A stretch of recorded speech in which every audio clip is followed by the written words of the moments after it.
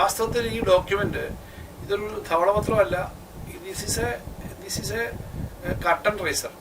ഒരു ആകെ ഗവൺമെന്റിനെ മൊത്തം പ്രൈവറ്റ് ആക്കുകയും ജനങ്ങളുടെ ജീവിതം ദുരിതത്തിലാക്കുകയും ചെയ്യുന്ന നയങ്ങൾ നടപ്പിലാക്കാനുള്ള അതിന് ഗ്രൗണ്ട് എടുക്കാനുള്ള ഒരു കർട്ടൻ ബുക്കുമാണ്.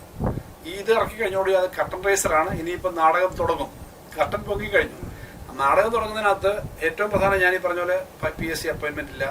പിന്നെ ഇത് എക്സ്റ്റെൻഡ് ചെയ്യുന്നു. പിന്നെ ഒരു പ്ലാൻ ഇപ്പം തന്നെ പറയുന്നത് കഴിഞ്ഞ ബഡ്ജറ്റിനകത്ത് ഞങ്ങൾ വെച്ചതിനകത്ത് 20,000 കോടി കേന്ദ്രത്തിൽ കിട്ടുന്നില്ല.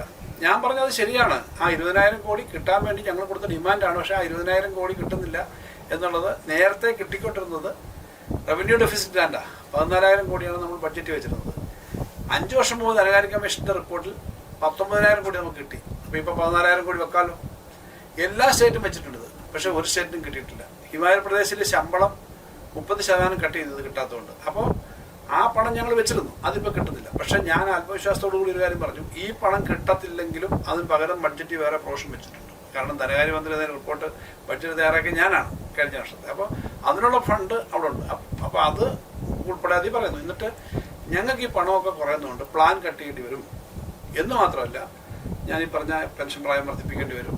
അത് കൂടാതെ നമ്മുടെ ഇലക്ട്രിസിറ്റി മേഖല, വൈദ്യുതി മേഖല ഏറ്റവും വലിയൊരു മേഖലയാണ്. അത് സ്വകാര്യവൽക്കരിക്കേണ്ടി വരും, പ്രൈവറ്റൈസ് ചെയ്യും.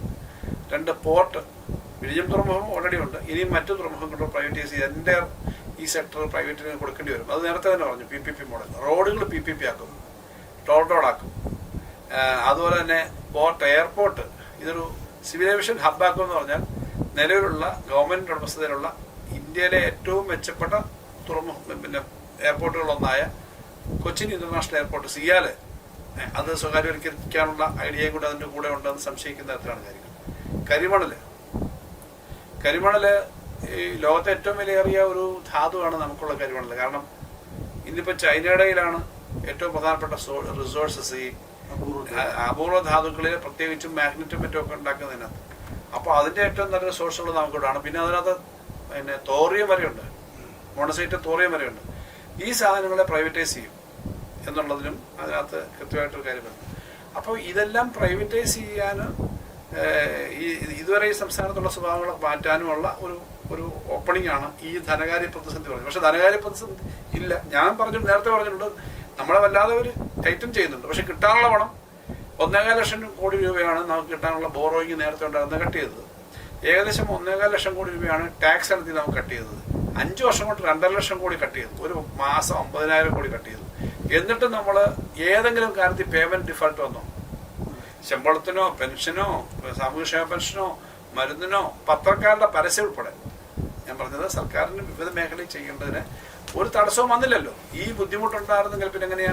പണ്ട് ശ്രീ A.K. ആന്റണി മുഖ്യമന്ത്രിയായി എന്ന് പറഞ്ഞത് ടിക്കറ്റ് കിട്ടുന്നില്ല, ചായ കിട്ടുന്നില്ല എന്നാ. ഇപ്പോൾ ശ്രീ V.D. സതീശൻ മുഖ്യമന്ത്രിയായി വന്നിട്ട് കുറച്ച് ദിവസമായല്ലോ. അതിനു മുമ്പ് തന്നെ ഞങ്ങൾ കാവൽ മുഖ്യമന്ത്രി ആയിരുന്നല്ലോ നമ്മുടെ പഴയ മുഖ്യമന്ത്രി. ഈ സമയത്ത് പേയ്മെന്റ് എന്തെങ്കിലും ഡിഫാൾട്ട് വന്നോ? പെൻഷൻ, ക്ഷേമ പെൻഷൻ കൊടുക്കുന്നതിന് 1,200 കോടി വേണം. ക്ഷേമ പെൻഷൻ കൊടുത്തു.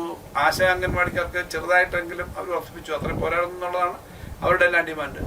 മറ്റുള്ള പേയ്മെന്റുകൾ വരുന്നു. അപ്പോൾ എവിടെയും പേയ്മെന്റ് ഡിഫാൾട്ട് വന്നിട്ടില്ല. എന്നിട്ട് ഇത് ഭയങ്കര പ്രശ്നമാകുമെന്ന് പറഞ്ഞിട്ട് ഇതെല്ലാം വിറ്റ് തൊലയ്ക്കാനുള്ള ശ്രമമാണ് നടക്കുന്നത്. അത് ആൾക്ക് മനസ്സിലാവും.